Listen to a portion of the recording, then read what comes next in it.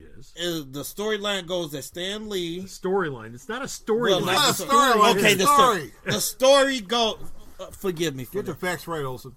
Oh, Jimmy, don't believe everything you see on TV. Hello, Chicago. Hello. Hello. Hello. Hello. Gotta drink to that. Welcome to Alternate Reality.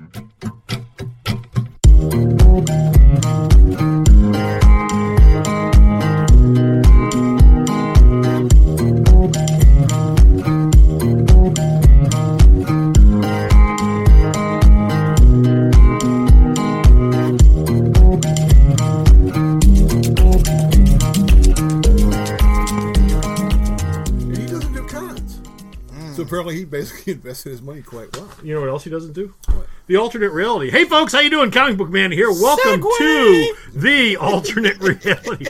Every day and every way, baby. I'm always looking for that segue. Always looking for that shoehorn to get it in there. Get the show. I'm being joined once again today by my good right arm, Bocepheus. Bo, say hi to everybody. How you doing, kids? And, of course, we're being joined again today by the one, the only, the inimitable, the quote-unquote Rod Flash. Hey, Rod, how you doing? Fine. We have kids listening to this? Yeah, Quote unquote. Now. 7 or 8 year olds. Oh. Quote unquote Rod Flash. Who this week learned a new word.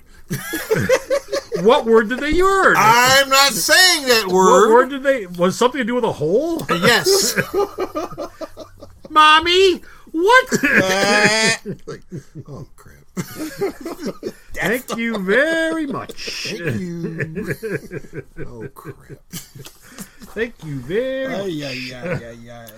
Anyway, this is going to be an all-news update for the alternate reality, and we're going to do, as always, the 3 most important news topics in the world.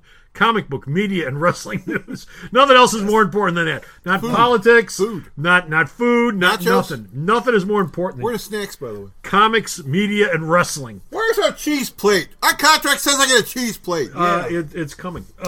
It should be here by episode 135. Wow. As always, we're coming to you from Alternate Reality, the best old comic book store in the south side of Chicago, located at the intersection of 111th and Kedzie in beautiful downtown Mount Greenwood. Alternate Reality, where all of your new comics are always 50% off every day for everyone. Even Bike Man? Man, so much enthusiasm going on. Even Bike Man? No, but Bike Man bought a Lost in Space robot this week, which just baffled the hell out of me. He laid down cash money for it. God bless him. Steve Bannon, he's rolling little cigarettes. Anyway, we're going to start off with comic book news, and first up, we're going to talk about a return to Marvel's racks. Yes. Someone who's been away since I think the 1994, 1995. Yeah, it's been a while since then. Now he has been to Dark Horse. Yep. And I think that's it. He never went anywhere else. Yeah, I think Dark Horse, they got the license after Marvel gave the license up. Okay. Didn't Dynamite try to do it though? Dynamite? No. Did a couple, but you think he popped up somewhere other than Dark Horse? They picked up his red-haired friend. Yes. They've still got his red-haired friend. Yes, they still own Red Sonja. But of course, we're talking about Conan the Barbarian. Conan the Sumerian. Conan the Barbarian is returning to the racks of Marvel Comics. When is that supposed to be? They haven't said because the story just broke. What they did is they did post 2 mock-up covers. Esset Ribic did a cover and Mike Diodato Jr. They have not announced the creative team, but I'm assuming if these 2 guys doing the covers, they may be working on the books. Now, and you think about who at Marvel right now could probably do Conan? I think Ed Brisson. Yeah. Cable's Ed Brisson could probably be perfect for that, for probably. Conan. And Donny Cates is also a guy that's possible to take it over. So. Have they said anything about how Marvel or why Marvel got the rights back to Conan? I mean, I would assume they wouldn't care about getting the rights back. No. All that was reported was, "Hi, Marvel's got the rights back," and they haven't really explained anything other than that. Really? I am assuming that they'll explain more because you may be seeing something about this in the next previous catalog or the catalog after that, and they'll pull out the full details. Okay. But yeah, it was sort of like a surprise announcement. People went, "Where'd this story come from?" And I saw it and I go, what the hell? Well, the last Conan book that Dark Horse did was probably 5, maybe 4 months ago. It came out, and there hasn't been one since. But no, you have to count Wonder Woman. I'm getting there.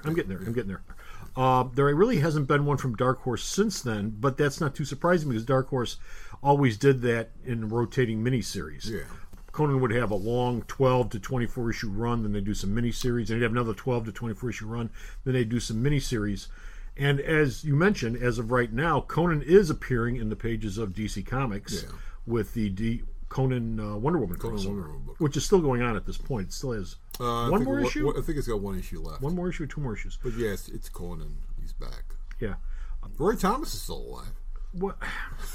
Here's the thing: when people think about Conan, okay, first thing they think about is Roy Thomas, and then after that, probably Barry Smith or George Buscema, John Buscema, and then after that, probably nothing, because those were the three powerhouses that worked on that character at Marvel. What a lot of people might not remember is there was a period of time in the early '90s where Marvel canceled Savage Sword, the magazine, and Conan the Barbarian.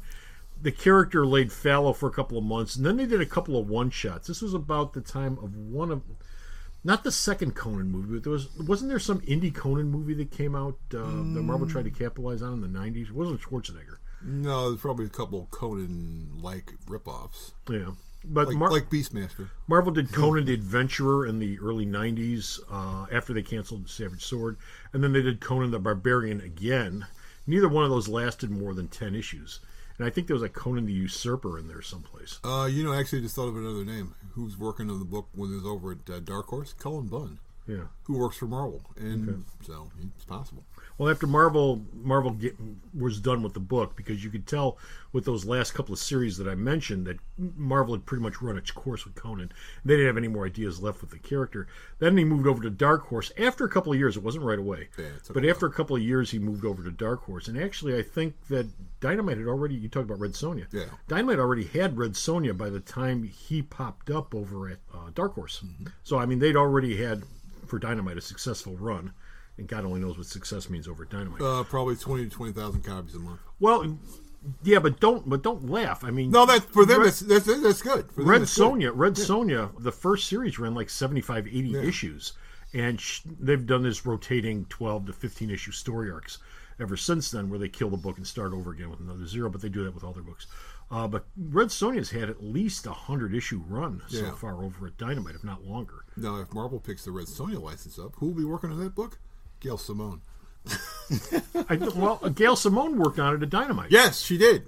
Apparently, yes. So, yeah, but I mean, how many...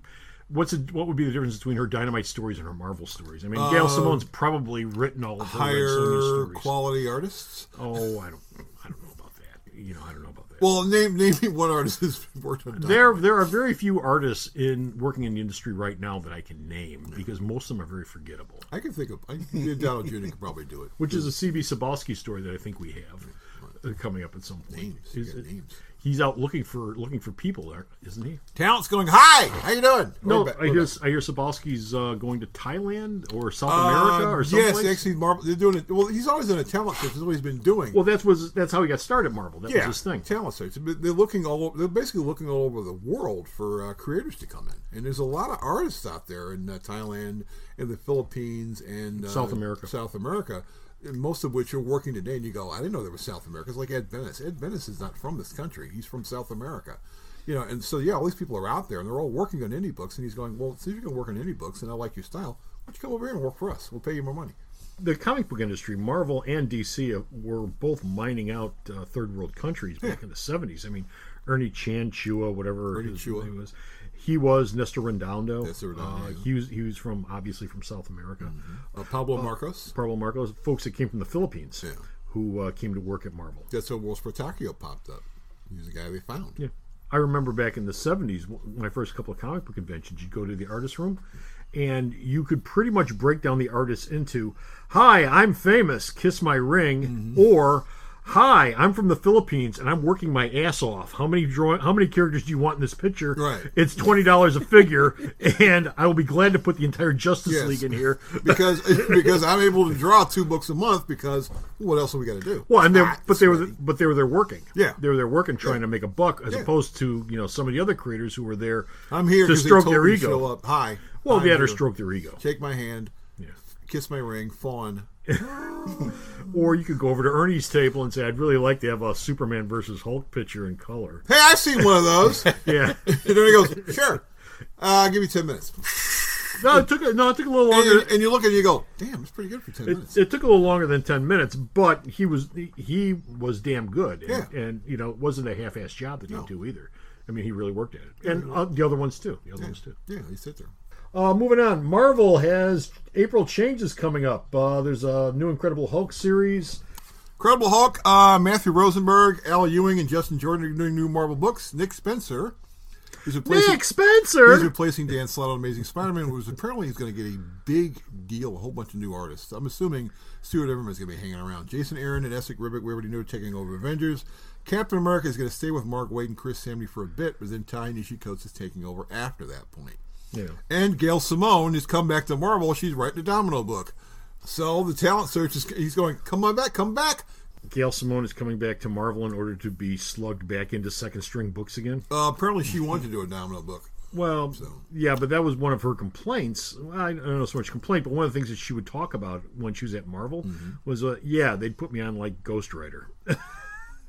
And I didn't. While I can write Ghostwriter, it's like, I never got a shot at the Avengers, or I never got a shot at Spider-Man, or I never got a shot at Iron Man or Captain America or the Hulk or any of the A-list books. Well, I would assume that Simone's already Domino. She can write other stuff. She's not the new writer on Jessica Jones, but she could be at some point. So she could be taking over the Jessica Jones book after the new person replacing Bendis is going to show up. Well, Gail Simone said runs on Black Widow over there, besides Ghostwriter. But I mean, it's all second-string characters. Yeah. Or maybe she'll get an Avengers book. Well, that would be nice. She could do a team book. She's a good writer, and she's got a hell of a pedigree behind her. I mean, they ought to give it to her. Yeah, so there's a lot of stuff. But yeah, April you're going to start seeing these things. April, May, June, July. Jim Chung has been teasing a poster he's doing for whatever this is going to be called. It's not an event, but it's probably the next stage of them bringing a whole bunch of stuff. And he's been teasing this stuff, and the stuff he's been drawing, he's like, what the hell is that? What is that? Wait a minute, who's that? Hey, what does this mean? What does that mean? So.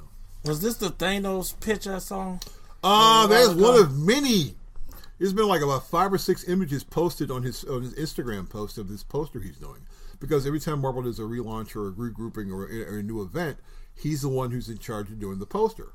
And he's been popping up little segments of this poster for every other day on his Instagram account. And he's also a damn good artist, Jim Chung. Why is Ta-Nehisi Coates doing Captain America? Yeah, that question right there. Why did you want to? Because he likes Captain. I'm not worried about the job he's going to do. It seems like an odd fit. He's a huge comic geek. Okay. Aside from being a good writer, and he's always been a fan of Captain America, and him writing the book is going to be cool because we're assuming he'll be writing Captain America and Black Panther at the same time. Yeah. Which would be kind of interesting. Well, they'll probably cross over then at some point. Yeah, they'll probably cross over at some point. And you'll have a Captain America Black Panther 2. Yeah, and he wouldn't be the first black writer to be writing Captain America. Robert Morales, who did The Truth, and a couple other people who worked on Captain America before. Yeah, The Truth was essentially a black book, though. Yeah. It wasn't mainstream Cap. I mean, Cap showed up on the first issue and the last issue to bookend the thing. And that was basically it. While he sat in the kitchen and had the story told to him about this guy. Well, apparently the deal was... drinking a cup of coffee with his shield sitting at the chair. Foot of the chair. He wanted to do the book, and Marvel said... He basically said, I've got an idea, and I guess the idea that they handed into Marvel said, we like this idea, so we're going to give you the book. Why is Mark Waid leaving Captain America? No, Mark Waid and Chris Samney were... they're going to be on it for a while, but they were only supposed to be there for 6 issues. That is basically extended this way to almost a year. They're having fun of their run, but then they're moving on because their deal has always been to come in, work on a book for 6 or 7 issues, leave, and let the next team take over. So Coates isn't even taking over his book for another year. He's taking over this book probably by the middle of the summer. Okay. So, because Captain America 700's coming. And so that's supposed to be the end of that Man Out of Time storyline. Yeah, and they're supposed to be doing something unusual with Captain America, like putting him back on the ice. And once that story's over with, then you're bringing Ty Nishikotsu. Now, why is Nick Spencer getting Amazing Spider-Man? Nick Spencer has got a lot of good credit from over at Marvel for what he's been doing over the while, and he's also a big Spider-Man geek. And he said, we need a big name writer to take over for Dan Slott, who's been working on Spider-Man for a while. And Spencer went, I can do it. Yeah, and Marvel went, you can do it. Slott did a lot of Marvel or Spider-Man miniseries before they actually gave him Amazing. Spencer hasn't done anything with Spider-Man. Apparently what Spencer did with Spider-Man... I'm not saying he's not a good writer, but he hasn't cut his teeth on Spider-Man yet. But what Spencer did with Spider-Man and Secret Empire impressed a lot of people at Marvel. Okay.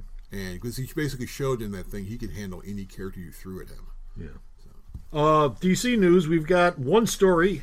Brian Michael Bendis, who we've talked about in almost every news we've done for the last 2 months. You can see now he's walking around. He's feeling much better. Yes, he's feeling much better, and he's going to be doing a Superman book, and we've talked about that before. Yes. And now we actually have a Superman book. He's going to debut, first show up on, drumroll, Action 1000.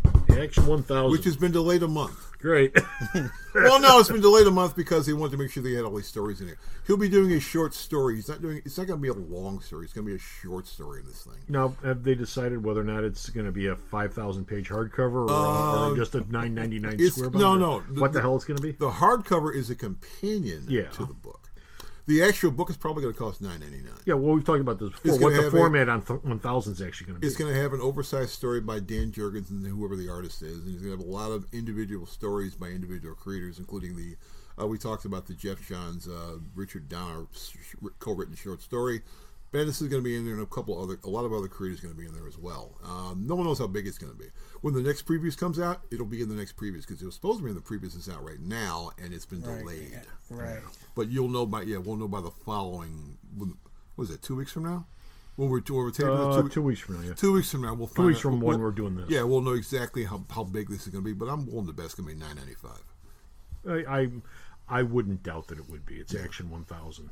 $9.95. Whether or not people are going to fork over $9.95 is another matter. But I would hazard a guess that when Action Comics 1000 comes around, DC, if they have a brain in their head, which sometimes they don't, really, will advertise it and go, "Hi, Action Comics 1000 is coming out. It'll be on Good Morning America. It'll be on the Today Show. And it'll be on news shows. It'll be in USA Today." So people go, "Oh, I guess I should pick this up." I would love to see that, but I would bet cash money that will never happen. I would love to see that. That would be fantastic if they did that. And I would bet you cash money that will never happen. From time to time, DC has actually done this in USA Today. From time to time. Oh, it's definitely going to be in USA Today. Yeah, but 9 times out of 10, they've sort of screwed the pooch on that. Are you ready to pick up Action Comics 1000 for $9.95? Unless it's lenticular cover. Oh, I'm imagining there's going to be a lenticular cover involved in there somehow. Yeah, probably. Well, DC has no problem doing lenticular covers. They're the ones that started the whole lenticular cover thing. They've got that technology. There might be. I'll even be okay with them having putting Christopher Reeve face on there, saying 1,000. That would involve a lot more money than they may be willing to pay. Yeah, you guys have to pay the Reeve estate for that one. Remember that copy of Action they did, the anniversary issue, where you had the 6 Alex Ross drawings where you start off as Clark Kent and the last one is his boots flying up towards the corner. Yeah, and that's the whole thing. Standing there, shirt open, shirt down, jumping up and gone. That was a moving lenticular cover as opposed to most of them that just look 3D. That was a moving one. There'll be the Alex Ross cover here too. There's probably going to be like 3 or 4 covers for this thing. They also said this is also tying into Superman Doomsday Clock too. Will it? It could be. I don't think it'll tie in very tightly because it sounds like it's going to be an anthology book. It'll be. There might be a story in there that ties into it, but the book itself, I don't think is going to tie. I think that's what they said because there's supposed to be a couple of months between the next issue of Doomsday Clock, and they specifically said that the Action 1000 is going to tie into that somehow or another, and the last issue of Doomsday Clock is supposed to be the current. What's going on currently in the DC universe? Oh yeah, they are playing with time on that thing. Yeah, so it could be a little blurb thing. Well, maybe that's the Jeff Johns Richard Donner story. Well, the nice thing about an anthology book is you can put a story like that in, and then you can put a bunch of stories in there that have absolutely no connection to anything. Superman saving a cat from a tree. Yeah, whatever. Return the ambush bug. Yes. Don't be surprised. Keith Giffen is still over at DC. Yeah, he is. No, ambush bug. I don't know. Okay, that's going to do it for comic book news. We're going to take a break, and when we come back, we're going to be doing media news. Hey folks, Comic Book Man here. Most people don't know this, but I got my start in comics retail on February 20th, 1978, when I became the store manager of the Comic Book Emporium. 16 years later, I opened Alternate Reality on August 20th, 1994. Like Superman's penchant for double L's, it seems the 20th has always been an important part of my life. I respect that heritage, which is why we have a Founders Day sale on the 20th of each month here at the store. Every 20th, stop by and you'll save 20% off all of your purchases all day long, only at Alternate Reality. Bo, say it isn't so. Tell me the X-Files is not over with. I wanted that to go on forever and ever and ever and ever. No, it has to go on forever because the truth is always going to be out there. It's going to end. The truth will always be out there. Gillian Anderson said this current season is the last season she's doing. I want to believe. Chris Carter said, "Look, I've never done the show." David Duchovny left and came back. We could work around that. I've never done a season without Gillian Anderson. So if she doesn't want to come back, then we're done. Now, he said that this X-Files may not be over with, but... Well, what does that mean, then? No. As far as he's concerned, his run and her run and the company's run is done. Oh, you're saying the network could bring it back. Now, if Fox wants to do another X-Files, that's great. But it won't be involving them, so what would be the point? Tried that. Well, that's like doing Star Trek without Gene Roddenberry, which they've done, obviously. Yeah, which they've done, yeah. But there was a crossover there with Rick Berman and the rest of them who were already working on the show. Yeah, and also, which they could get people who've been working on the show from the beginning too. They could go to there are other producers on the show, aren't there? Those people are all working on other stuff. So yeah, I mean, you probably could get a couple people to stick around. You're not going to get Glenn Morgan and Hal to work on the book. You're not going to get the guy who does Let's Call Saul on the book on the show. So those are the people you know. You're not going to get Vince Gilligan to hang around. So what would be the point? Why is Gillian Anderson one off the show? She said, I've done it for this long and I'm done. She also said... She said that when the show first wrapped up. Well, she also said that she will not be returning to American Gods, one of your favorite shows, which is probably never going to be seen again. Well, you say that like I'm going to go out and start pricing razor blades. Are you going to price razor blades? It's not that important in my life. Well, I mean, it's a fine little show, but it's not that important. But she said, she's leaving that show as well. Because that show has no showrunners right now. Because the Green and Fuller have left, and so she went, well, if they're not here, I'm not going to be here either. So she's just leaving because the showrunners aren't there? Yes. Well, what if they get showrunners she likes? She doesn't care. Back then? She was brought in by them, and those are the only show. They talked her into doing the thing. What if Chris Carter comes in and becomes a showrunner? Yeah, I don't think that's going to happen. It could. So what's David Duchovny going to do then? He's going to be unemployed. He's going to be rolling cigarettes in the gutter again. David Duchovny, actually, when X-Files went off the air, David Duchovny's put together a nice living. He's had 2 shows since. Yeah, I know. Californication. Californication and the Aquarius thing. David Duchovny's also one of those guys who's never stopped working. And neither is Gillian Anderson. She's also working as well. She got that some kind of British cop thing she's doing. So. Well, Gillian Anderson, when she left the X-Files, she went right for the company that does that used to do the high class British the high class British movies. What the? She did a lot of British TV. She also did Hannibal. She did a couple episodes of MI16 too. And she did a couple episodes. Yeah, she did a couple episodes of that as well. I mean, I think that's because she moved over there too. Merchant Ivory.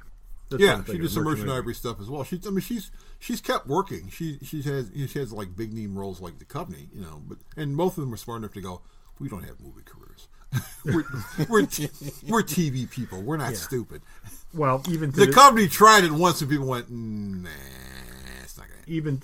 You know what they might do? I mean, Chris Carter doesn't want to do X-Files without Gillian Anderson as a TV series. Yeah. They could come back with a third movie.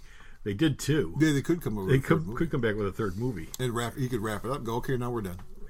I know. I think from what I've seen of this season, I think they're wrapping it up now. I think they probably had a plan. This is it. Yeah, I think because you can sort of get the whole atmosphere of it. It's like now that basically the whole government's after Fox and Scully, and it's like basically we don't care. We just want to get this over with, and it's like they're all just going through the paces, going, we got 6 episodes to tie this up, and that's it. And cigarette smoking man is not going to live forever. I'm surprised he's lived this long. I am shocked as well. The guy smoking a pack a day just on that show during filming. Well, no, he's smoking through his vent in his lung now. He's got a lung on. Is that an actual thing, or is that just for the show? I think that's just. I mean, he doesn't really have. I think that's just for the show. But remember, William B. Davis was old when the show popped up. So he's got to be in his 90s by now. Jesus Christ, huffing down a pack of Camels like that in his age. Well, for the show, they're fake. What? They're fake cigarettes on the show. He's not smoking for real. What do you mean fake? Herbal. They're cigarettes. Herbal cigarettes. Herbal cigarettes. Yeah, he's not smoking for real. Yeah, okay. Well, he could be for all we know. Well, insurance won't cover them now if they're smoking cigarettes right, now. So. Right, insurance won't cover. How much of that might be because of the upcoming Disney deal? Carter said because Fox owns X-Files. Yeah. Carter said he has no idea because no one's talked to him about that. But he said his decision had nothing to do with the deal. He says, I don't know what they're doing. Yeah. They haven't told us, and it's not going to happen for a year anyway. So I don't know. Mm-hmm. He said, I don't know who I'm working for, but Chris Carter will come up with something. He's doing some show for Amazon. He's another guy who's kept working. So maybe he'll bring Millennium back. Lance Henriksen's still alive. God, whatever happened to Lance Henriksen? He's old! He had about 5 minutes where it almost looked like he was going to go to critical mass and become something, and he never did. He's old. I love Lance Henriksen. I really do. I think he's a great actor. He's a supporting actor. But and he never had any illusions of being anything other than being a supporting actor. But during the run of Millennium, he had about a year and a half there where it looked like he was going to hit critical mass and actually break into B-list celebrity status instead of C-list. And it just never happened for him. Lance Henriksen is Peter Riegert. He's still been Peter Riegert from Animal House, who basically disappeared after Animal House and popped back up and became a really well-respected actor. Oh, what's his face? That was D-Day. Yeah. Okay. No, not D-Day. It's a different one. Peter Riegert was hanging around. He was the second. He was the second banana. Who did he play in Animal House? He was not Otter. He was hanging around with. He was the second. He was in D-Day was the third string guy. Yeah. And yeah. Who's had quite a career for him. Who had hell? And you know why? MacGyver. Well, yeah, MacGyver. He popped back up in MacGyver, and people went, "Oh yeah, him." He showed up in the last episode of Quantum Leap. Yeah. In the last episode, he played God. Mm-hmm. Yes, well, he has that kind of quality to him. And he was also he's in some sort of cop show. TNT Major Crimes. That they watch at home. Yeah, Major Crimes. He's in Major Crimes. He's a regular on that. But he's a guy who basically, when Animal House was done, he disappeared for a while. Then he pops up as a supporting character in MacGyver as Jack, MacGyver's best friend, and he's been working ever since. Yeah. And Peter Riegert was the same way. Riegert didn't work much after Animal House was over with, and then he did like Local Hero, and then his hair got gray, and I'm like, damn, this guy can act. Speaking of MacGyver, is that thing still on CBS? Yes, it is. It's still on CBS. Yes, it is. I've never watched one, but yeah, unfortunately, yes, it is. I've never watched it or SWAT. Okay. Moving on. Warner Brothers, after the huge success of Justice League. Hey, that's not funny. After the huge success of Justice League, Warner Communications apparently felt the need to restructure the film division that was overseeing comic book movies. Yes, Kevin Tuzawa was the guy in charge of Warner's at that point. Warner's is now being run by Toby Emmerich. Toby Emmerich of the Emmerich brothers? Of the acting, yeah, because his brother's an actor and he works on The Americans. Toby Emmerich was the guy who actually was in charge of New Line Pictures for a long while. And so he is the new head of Warner Brothers Films, and apparently he said that they're going to streamline the process so they don't have to talk to 55 people to get to the decision. They said they're just going to act one person, and that one person is going to be him. You're not going to go through 55 layers of management to get to a story, which means Jeff Johns got a new boss. Well, I was going to say, where's Jeff Johns' line at in this? Because Jeff Johns was the liaison between DC Entertainment and Warner Movies. Jeff Johns will be reporting to Toby Emmerich as well as everyone else. Okay. So, yeah, Jeff's got a new boss. Yeah, but this isn't any sort of demotion or anything. No. He's basically got the same job. He's just got a new boss. He's got the same job. It's just that he's reporting to someone else. Finally. Okay. And yeah, they said probably things will be streamlined at that point. So that means you don't have to go through multiple layers of crap. Oh, and by what we were talking about this with the top 10 list and a whole other stuff. The Cyborg movie is still happening. Okay. 2020. I didn't have a big problem with Cyborg in Justice League. I really didn't. Yeah, Joe Morton said, yes, the movie's still coming. Good. So we've got Aquaman coming next. Yes. From DC, which is already in the can. I'm assuming they're putting the final editing on it I'm assuming we'll be seeing a one-sheet and maybe a teaser trailer in the next couple of months. Wonder Woman 2 has not started production yet, but they're planning it. And the Matt Reeves Batman film, we have no idea when the hell that's going to start. Although Ben Affleck keeps going, well, I'd like to direct a Batman film. So maybe. I thought, here's the thing I don't understand. I thought that Ben Affleck came on board with that as part of his contract. That he's directing a Batman film. He was going to write and direct this film. Then he brought in Matt Reeves because he said, I don't know if I have time to do this. But then he said, even if I don't play Batman again, I want to direct a Batman film. Any idea on what's going on with Man of Steel? Man of Steel 2 is still under development. Hell. Okay. But it's probably going to be directed by Matthew Vaughn. Really? Yes. That'd be great. Yeah, so Matthew Vaughn's probably going to direct it. He talks about it all the time, and Warner's is like, we'd really like you to do a superhero film, and which one would you like to do? And he goes, I'd like to do Superman. And he went, okay. Okay, go for it. We don't have a problem with that. Come on in. We haven't a clue as to what to do with this guy. Yeah.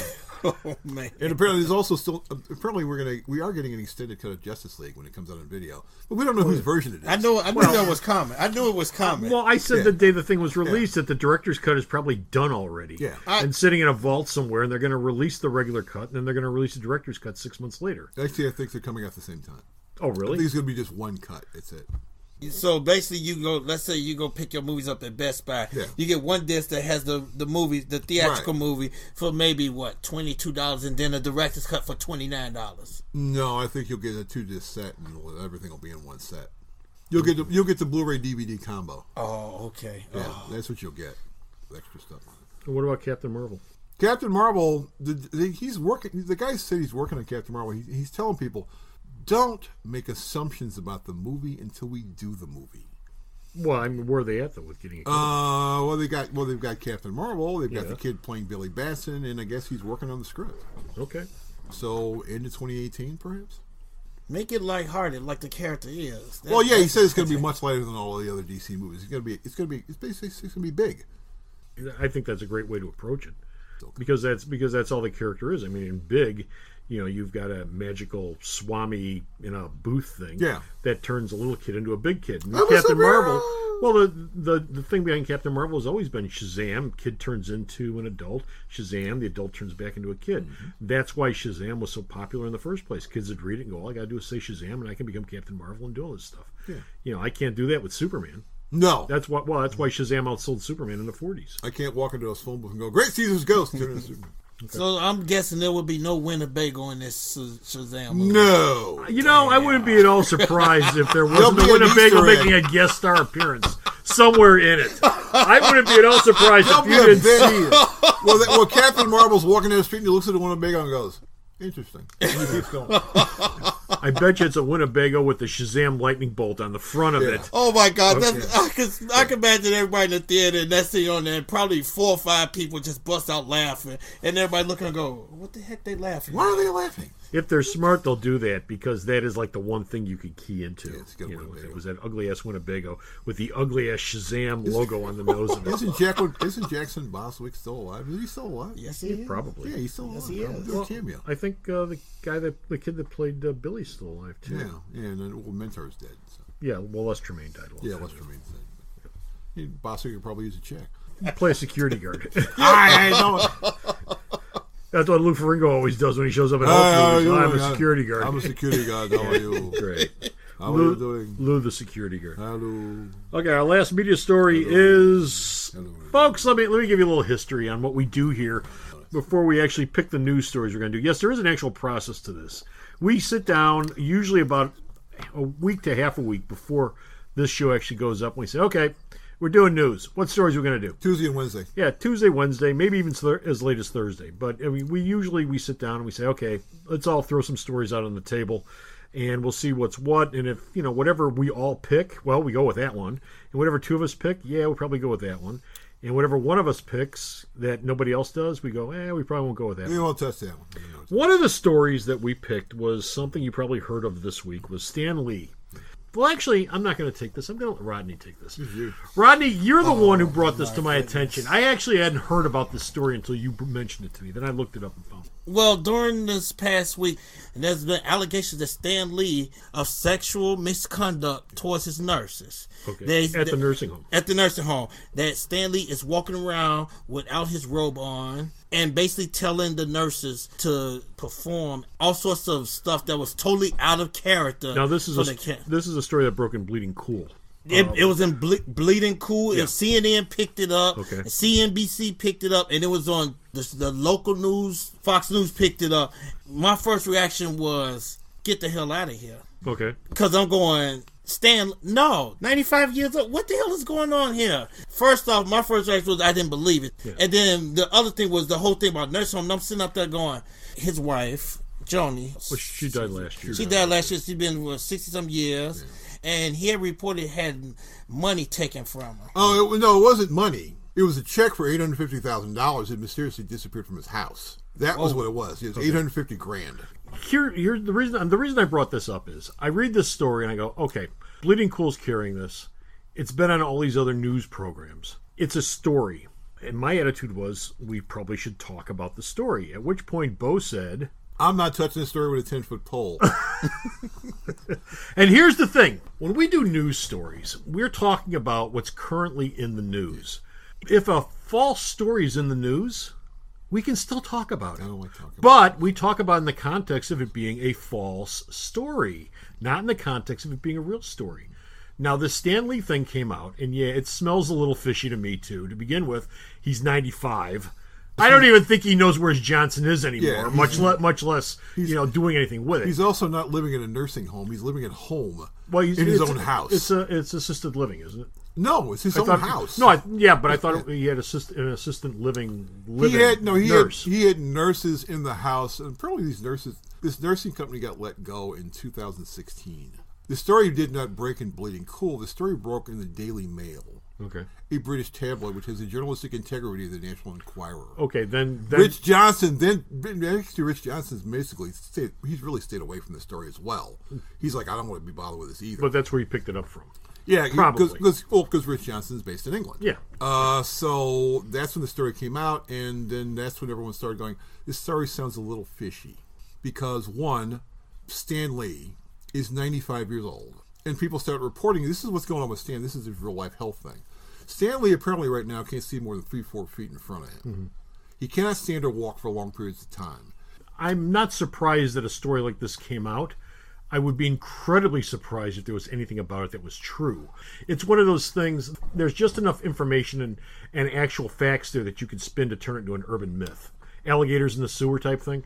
There's just enough there where you can go, well, yeah, that sort of sounds right, until you start to actually look at it. Well, when you really start looking at it, this was reported in a British tabloid from a British nurse, apparently. Yeah. Who, if she'd done this in this country, would have been locked up for violating HIPAA laws. Yeah. Right. It's illegal, and these people are trying to get money out of him. Most of the Major League comic news sites have ignored this. Comic Book Resources posted something a couple of days ago where all of a sudden a masseuse in Chicago mysteriously says, oh yeah, he abused me as well. It's like, really? Oh my God. Did you call the cops when this happened? Oh man. And Stan Lee's people said, yeah, he had a massage. We know that. Did he do anything to her? No. Well, as I said, we're talking about the story only because it's news, not because the story itself is newsworthy. But the fact that it's out there and people are talking about it makes it news. So there you go. The Stan Lee news story probably is BS. Yeah, he's 95. He's like, oh, he wasn't wearing clothing. Well, he's 95. He might have forgotten to put them on. Believe me, I've heard many stories about 95-year-old people who walk around without any clothes on. Because they go, I forgot my clothes. Right. It's not because they're Harvey Weinstein. It's because they're 95 and I can only remember so much crap in my life. Yeah, they're not trying to show you what tricks they can do with the potted plants. Yeah. That sounds totally out of character. It sounds like something a 95-year-old guy do. Basically, forget what he's doing. He doesn't strike me as the quote unquote closet predator who's all of a sudden coming out of the woodwork. No, let me wrap this thing up by saying this story sounds an awful lot like people outside of the comic book industry looking at Stan Lee and what he's done in movies and stuff, as being an easy target to spin this around. If you're looking for things to nail Stan Lee to the wall for, there's plenty of things inside the industry that you can bitch about Stan Lee about. Right. But this has never been one of them. Yeah. I mean, I've never heard any sort of allegations like this over the last 40 years coming out of Stan Lee. If you think of all the cons he's done, you think this story would have been out by now. Oh, yeah, of course. Taking credit for stuff that he maybe didn't have nearly as much input on. Yeah. Okay, making himself the story as opposed to the company that he was working for. Yeah. There's many things you can bitch about Stan about, but this is not one of them. He's the ambassador to comics. Nobody's ever said that Stan Lee did not have a ton of creative input at Marvel, and nobody's ever said that Stan Lee isn't the guy who made Marvel Comics. The problem is Stan Lee is not the only one. I agree with that. And the argument which Stan Lee has always said was, I've always said that these other people were with me when we made this stuff. The problem is, he talks then about himself for hours after that. You know what? Yeah, there you go. It's not like the other people didn't get a mention. They got a mention. They got credit. And now let's talk about me for 2 hours. You know what? To be honest with you, I still don't have no problem with him doing that. I would sit there and listen to him talk for hours on coming up with a character. Well, that gets to the whole point of the career. I know we're getting into a whole Stan Lee thing, and I don't want to. We got to get into wrestling, but. How much input did Jack Kirby have in the creation of the Marvel Universe? Because most people don't know who the hell Jack Kirby is. Oh, that's most people outside of a comic book store. Most people outside of a comic book store. But see, Jack Kirby, and there's an old story about that. Johnny Carson during the Tonight Show in the mid '70s, he had heard that at a local show, the King of Comics was showing up, and he got all pissed off about that because. Johnny Carson considered himself to be the king of comics. King of comics. And he said, who's this Jack? And he said, this guy Jack Kirby. I've never heard of this guy Jack Kirby. Who the hell's Jack Kirby? He calls himself the king of comics. Well, if you're the king of comics, you'd think Johnny Carson would have heard of you.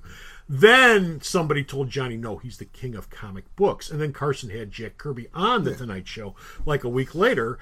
You could just tell that Jack Kirby was thrilled to be there. I mean, here I am. I'm on the Tonight Show with Johnny Carson.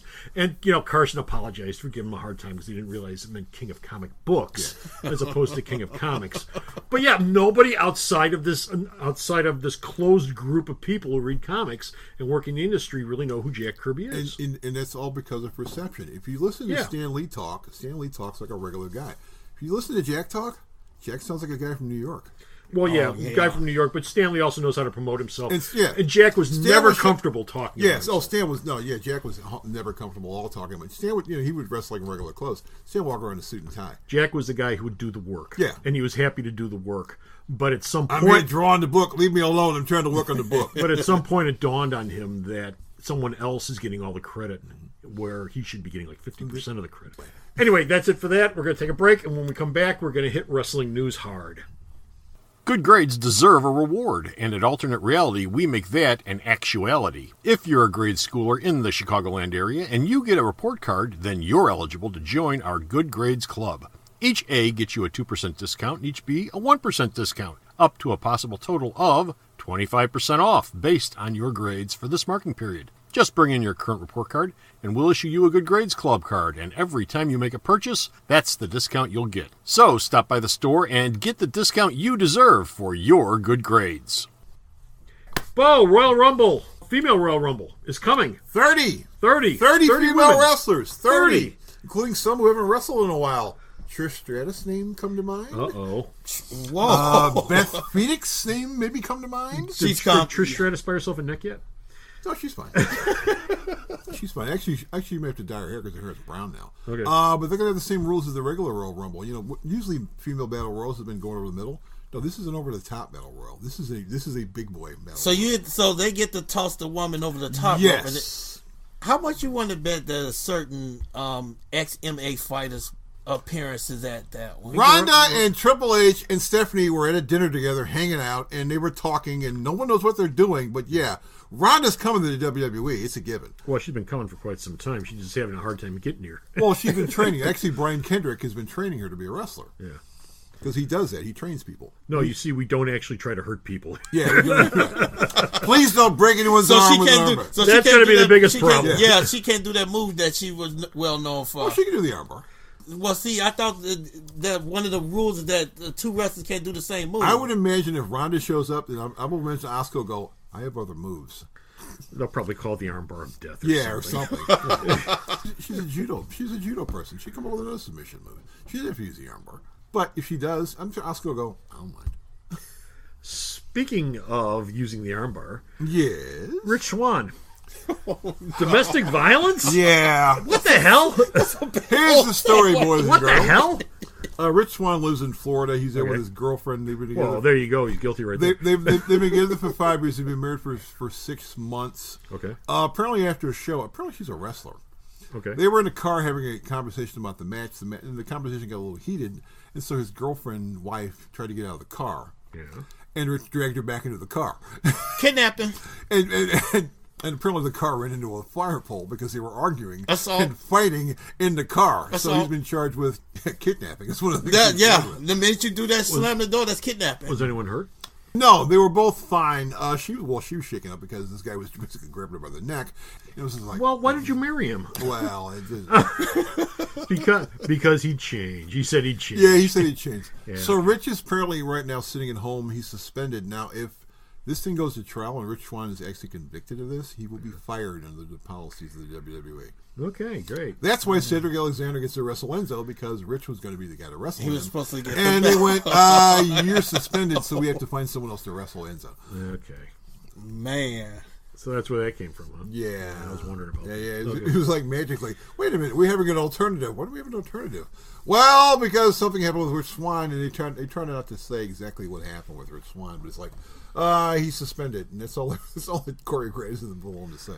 Now, is there anything involved with drug testing in this thing, or is it just he's a hothead?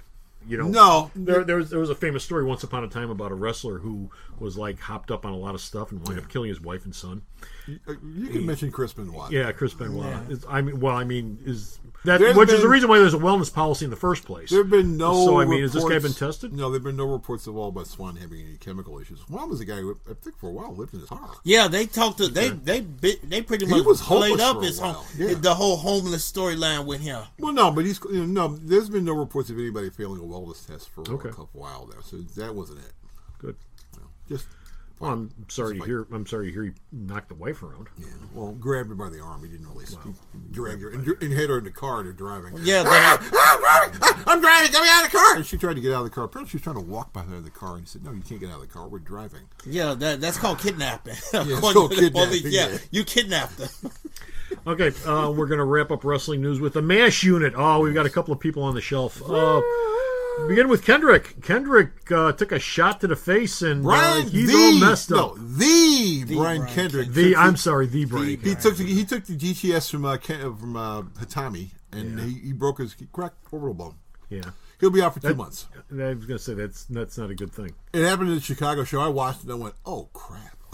Yeah, that was I saw what happened. I'm like, not a good move. Oh, when Kendrick would take around when I was like this, I'm like, oh, he's hurt. Would that look like a screw up, or was his head was too low? His head was too low. So it was his fault, or it was a timing thing. It was a timing thing. Yeah, but I mean, who's the one that screwed up the timing? Do you think? Kendrick, I believe. Okay. Because you got him up in the air, he's falling, and basically he fell, and his eyeball went. Yeah. Oh, and Noam Dar. We got to figure Noam Dar's for a couple months too. What happened to him? He had some kind of injury in the ring, so he's out for 2 months. So you're down 2 cruiserweights right now. Well, they got plenty. Yeah, they got plenty. It's not like they're short. They got more. They got more. And our final story, still in the MASH unit. Yes. Paige. Yeah. Paige hurt her neck, and it looks like her career's over with. Paige took a kick to the back at a house show from Sasha Banks. Bent over, crumpled over. They brought out the stretcher. She walked to the back, and they've been checking her ever since. But she's probably going to be edged. You're going edged. Edge can't wrestle anymore because he told him if he took a bump with his bad neck, he'd be paralyzed for life. So Paige is probably going to be transitioned into an out-of-ring person because the WWE lawyers and the medical staff are not going to take the chance of her going out in the ring, taking a match, taking a bad bump, and then being drossed. Yeah. Darren Drosdorf, in a wheelchair for the rest of her life. So she'll find a job. She'll still hang around. She may become a trainer, or she'll be a walkout manager with her group ad solution. They'll bring in someone to replace her. But yeah, her in-ring career is probably at this point over. Well, wrestling career. I mean, is she? As I remember, Paige wasn't terrible on a mic. No, Paige was real good. She was good. She was real good. Okay, well then maybe she has a career either announcing or being a manager or something. Yeah, and she knows how to train wrestlers too because she came from a wrestling family. Her entire family are wrestlers. Didn't she pinned her mother? Yes, she did. They kept making her have that. When she was 16 years old, she wrestled her mother and beat her in the ring. Who's her mother? Saraya Knight. Her name is actually Saraya Knight Beavis. She's a Brit. Okay. She's a Brit who's single because she and Alberto broke up. The W's like, yay. Well, wasn't she supposedly the one making Alberto crazy? She was the one when they had the airport fight. She was the one who started the fight and threw the drink on her. But there were people in the WWE when it happened. They said, you don't need to be hanging around him because he's toxic. Yeah. And so they were like, you need to break up with him. And she wouldn't listen, of course. And they went out together and went to an airport and had a little fun. And so now she's single, and so is he. That's it for wrestling news. We're going to take a break. We're going to come back with the Rorschach test. Located at the intersection of 111th and Kedzie in the heart of beautiful downtown Mount Greenwood, Alternate Reality is the only brick-and-mortar store that discounts all new comics 15% off every day for everyone, and that's been since 1994. And all brand new first issues are discounted at 25% off every new Comic Wednesday. So stop on down and save some money. And gentlemen, I'm going to give you one word, and I want you to tell me the first thing that comes to your mind. Rodney, you've been quiet most of this episode, so I'm going to start off with you, then I'll go to Bo. Why are you so damn quiet? Talk! Then I'll go to Bo and give him the word, and the word I'm going to give you, Rodney, is evolution. Wrestling term evolution? Evolution. I think you just said wrestling. The wrestling version. I think the first thing that came to your mind was wrestling. Yeah. So there you go. Yeah. Evolution. I'm thinking. No, not that bad. I'm thinking of the team of Triple H, Ric Flair, Evolution, Batista, and a young Randy Orton, who at the time was the youngest guy to win the World Heavyweight Championship belt. Okay. Which was sort of ahead of his time, because you can sort of see Triple H slowly transitioning out of full-time wrestling. Oh, now you can see it. I mean, the whole thing went, and to his credit, he probably did, because he's probably going, look, we getting Goldberg in here. I don't want to take no more hits like this. I need to start slowly getting up out of here. So let me bring these two guys up. Well, they tried to make Batista the next big one, but unfortunately, the thing called Hollywood came by and said, yeah, we like his look. Let's use him. Okay. But remember, he's coming back. Who? I really Batista. don't. He's doing a run. That's right. He's doing a farewell run. He's coming back. He talked to Vince. I'm 3 matches tops and he's gone. If he's around for a year and he does 3 to 4 matches, that's fine. 3 matches tops and he's gone. Let me tell you what messed up Batista in this. Batista was supposed to win the Royal Rumble, right? Yes. But then all of a sudden, they said, no, we want Daniel Bryan to win the Royal Rumble. Why? Batista looks good. We have Batista go up in the match of WrestleMania headline. The guy's big enough. He has a look about him. No, we want Daniel Bryan. All of a sudden, the whole thing shifted. Batista becomes this unwanted heel. He didn't want to. Batista, yeah. I saw the sign. Yeah, this is Vince's thing. Like Vince is like the best carnival barker out there. Whatever I can capitalize on, somebody else come up with it. I did. I get money off of it. Vince is starting to transition into Stan Lee territory. Yeah, exactly, exactly. And I don't mean just taking credit for stuff. I mean walking around with your robe open, man. Oh, no. And Batista's made it quite obvious. He told Vince right away when he came back for that last run, I'm not a face, I'm a heel. And Vince wouldn't listen. Yeah. And so when people started booing him, Batista goes, I told you so. I remember that. Then he had to make the crack about Stephanie to get over real bad with the crowd. And it said, it's easy enough to make him a heel. Just do the Hollywood Hogan thing with him. He's already been in more successful movies than Hogan ever had.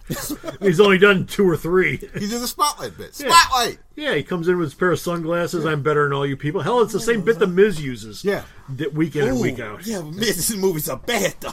Well, no, Miz is a celebrity for the people who like direct-to-video movies. Yeah, Miz is a celebrity for being a celebrity. He's getting his own show, so don't knock him. Yeah. Miz and Maurice are getting their own. No, I'm not knocking Miz. I mean, the guy hung in there from coming in from what Real World. Considering all the crap that Miz has gone through, I'm quite proud that Miz is still hanging around. Miz went through a lot of crap, and don't forget he did beat John Cena at a WrestleMania. Well, people forgotten that part. Anyway, Bo. Yes. Evolution. Same thing. Wrestling group. Wrestling group. I got a couple of shirts. Evolution passes you by. Nice little bit. It was another in a multiple attempts to recreate the Four Horsemen. Yeah. And this one actually was one of the few chances where it actually worked. I never understood why Vince just didn't bring back the Four Horsemen. Because it was a WCW property and idea, and I don't like using it. Of course he does. He also owns Starrcade and all the other WCW pay-per-views. But it's a WCW thing. It's why it took Triple H forever to let him do War Games. It's like, can we do War Games? Yes. Why? We own it. And Vince goes, no, I don't like it. Why? No, I don't like it. No, I don't like it. Okay, I'll do it in NXT. Okay, WCW did have some good things. That's how they managed to give WWE a run for its money for so long. They weren't slouches when it comes to putting on wrestling shows. There were some really, really smart ideas coming out of WCW, and then near the end there were a lot of really dumbass ideas. Well, yeah, but I'm talking about the entire length and breadth of the company's history. Most of the stuff that Dusty Rhodes came up with as a booker, Vince didn't like because it was WCW. Yeah. Even though they did the stuff better. If you treated the cruiserweights like the WCW, the luchadors, they'd be much more over than they are now. Okay, and that's it. We're done with Finish Her out of here. We got no more time for news. Be sure to stop off at the store's website. Check out all of Bo's news, which he sends me whenever the hell he feels like it. That's basically it. Yeah, that's basically it. I sent him news today. I don't want to. Oh yeah, you sent me exactly what I don't need. I need wrestling news. And you said I need indie comic news, which you did send me. I sent you, but that. I need wrestling news. Okay, because I did an update today, and I stopped at wrestling news because I was, and half of the stuff I updated, I pulled. Well, luckily for you, I pulled wrestling news last night. Well, thank God, because that's the next one on the list. But anyway, check out Bo's Wrestling News. JR's not here today, but check out all of JR's reviews. And, of course, check out everything else on the store's website. We're also on a variety of platforms. This show, The Alternate Realities, on a variety of platforms, among them Spotify. Swear to God, you can, if you have a Spotify account, we are on there. You can find us on Spotify. And we're also on YouTube. We're also on Facebook because I post there. We show up on Twitter. We show up SoundCloud. We show up at a lot of different locations. I'm going to make a list of them at some point to get them all out there. But that's just a few of them that you can find this show on. So be sure to check us out there. Until next time, though, this is Comic Book Man, Rod Flash. Rod Flash. What are you, British now? Yes. Yeah, you doesn't know what that is. And Bo. How you doing, boys? We're leaving. You don't so say long. hello. You say goodbye. So long, kids. Don't forget to tip the waiters. Man, it's been 56, 57 minutes, and you're getting around to saying hello now. I said hello at the start of the show. And this is Comic Book Man saying bye.